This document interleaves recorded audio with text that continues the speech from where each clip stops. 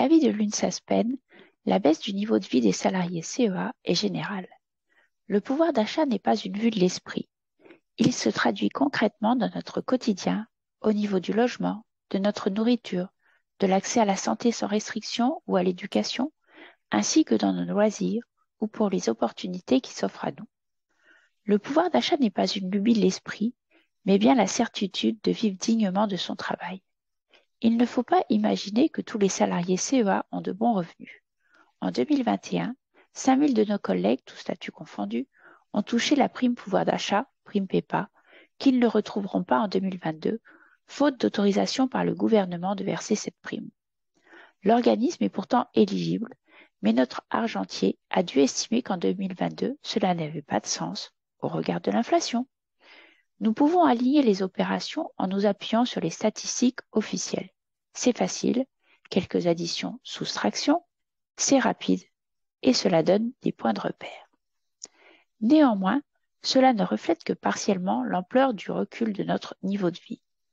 La baisse du pouvoir d'achat, une réalité minimisée par les indicateurs en usage. Pour démontrer que nous sommes des enfants gâtés, la direction se retranche depuis longtemps derrière une comparaison simple, celle de notre évolution salariale à l'inflation, qui démontrerait la progression générale de notre pouvoir d'achat. Or, cette comparaison, et la conclusion qui en est tirée, repose largement sur la valeur de l'inflation qui, au-delà du fait qu'elle a été heureusement exceptionnellement faible durant 10 ans, constitue un indicateur tout à fait imparfait. Cet indicateur offre un reflet partiel et moyenné de la réalité, même s'il est usuel et constitue des points de comparaison d'un pays à l'autre, d'une période à l'autre. Il est à noter que le chiffre du taux d'inflation fait polémique car il ne repose pas sur les mêmes critères lorsqu'il est calculé par l'INSEE en France en utilisant l'indice des prix à la consommation IPC ou par Eurostat de la Commission européenne qui utilise l'indice des prix à la consommation harmonisé IPCH pour la France. Par exemple, en 2021, le taux d'inflation est de 1,6% selon l'INSEE, chiffre utilisé par le CEA, comparé à 3,4% selon Eurostat. L'inflation, un indicateur qui moyenne les situations et qui atteint vite ses limites. Nous ne sommes pas les seuls à souligner les limites de la notion d'inflation. Un rapport très intéressant a été publié par l'IREF, Institut de recherche économique et fiscale, think tank revendiquant pourtant son libéralisme et que nul ne pourra soupçonner de connivence avec les organisations syndicales. Pour l'IREF, mais également pour France Stratégie, de nombreuses dépenses préengagées ou dépenses contraintes n'apparaissent pas dans le calcul officiel de l'inflation et contribuent fortement au grand malaise actuel. Logement, loyer ou crédit, assurance, électricité, eau, chauffage, l'impact des dépenses de logement peut être ravageur dans certaines régions et pour certaines catégories, particulièrement les jeunes générations qui n'ont pas pu s'installer avant la flambée des prix. Le calcul de l'inflation prend en compte les dépenses de logement de manière excessivement limitée, alors qu'elles représentent parfois jusqu'à 40% du revenu. Transport, crédit, assurance, carburant, téléphonie et communication, santé et famille, services. Ces dépenses ne peuvent pas être supprimées, réduites ou renégociées. Elles ont augmenté beaucoup plus que l'inflation depuis 2000, entre 2 et 5 fois plus. Ainsi, le calcul du pouvoir d'achat et de son évolution repose sur l'indice des prix à la consommation et l'inflation. Les calculs effectués à partir de ces données concluent que ce pouvoir d'achat a progressé de 8% durant le dernier quinquennat, avec un gain plus marqué pour les revenus les plus modestes.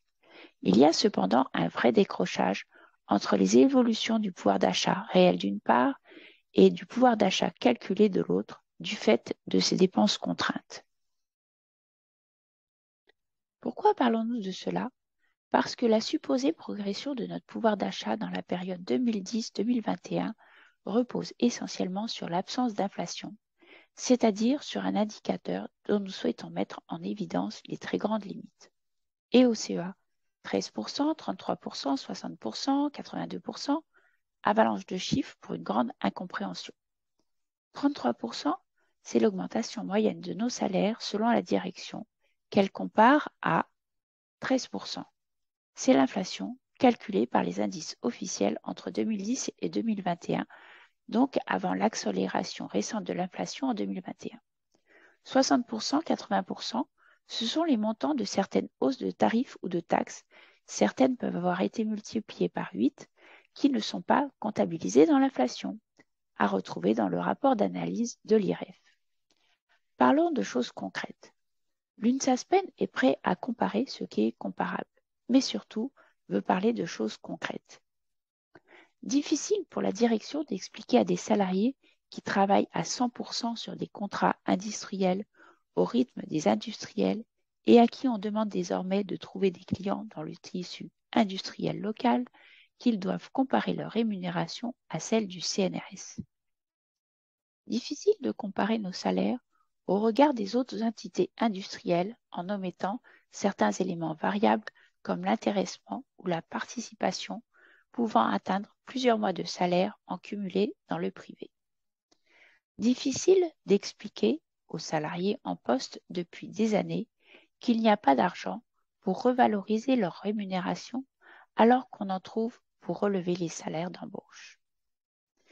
Difficile d'expliquer que la faible progression moyenne de notre pouvoir d'achat, même dans sa version calculée à partir des indices officiels, 20% en 12 ans entre 2010 et 2021, constituerait un véritable déroulement de carrière dont il faut se réjouir. Encore plus difficile d'expliquer qu'il s'agissait d'un temps d'abondance et d'insouciance désormais révolu et qu'il nous faut désormais nous résoudre à subir le recul de notre niveau de vie qui s'annonçait déjà l'an dernier. Le langage des chiffres a ceci de commun avec le langage des fleurs, on lui fait dire ce qu'on veut. Il faut, comme souvent, remettre l'église au centre du village, car la présentation de valeurs moyennes n'a jamais été un bon critère pour évaluer les réalités salariales, qui sont très diverses en fonction de l'âge, de la situation, etc. Une étude réalisée par nos collègues de Cadarache sur le personnel présent sur le site depuis 2010 a ainsi montré que la dispersion des augmentations de salaire, écart entre les rythmes d'augmentation des salariés, est très conséquente. Les valeurs vont de 7,81% pour le salarié le moins augmenté et 65,58% pour le salarié le plus augmenté. Ces écarts battent totalement en brèche l'idée que notre système d'augmentation serait rigide et automatique. Il illustre au contraire que les salariés peuvent être, en fonction de l'évaluation hiérarchique, fortement accélérés ou fortement ralentis. Les managers peuvent jouer sur les valeurs minimales, valeurs maximales, répétitifs, etc. Un autre élément mis en évidence par l'étude est que les salariés annexe 2 qui ne bénéficient plus de l'augmentation de la prime d'ancienneté ont tous connu une augmentation de salaire inférieure à 30% durant ces 12 années.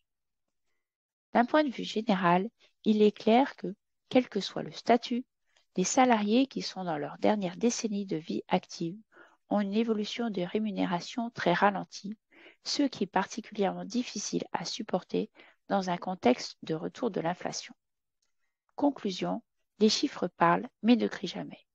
C'est pourquoi ils n'empêchent pas nos tutelles de dormir. Soyons sérieux. La réalité vécue va au-delà d'indicateurs qui sont, par nature, imparfaits et partiels, en plus d'être tordus dans tous les sens. Au-delà de ce simple constat, la multiplicité des trajectoires et des situations fait que nous affrontons plus ou moins bien la dégradation actuelle de notre situation. En tout état de cause, résumer le recul du niveau de vie subi par les salariés du CEA à une moindre augmentation relève au mieux de la cécité volontaire.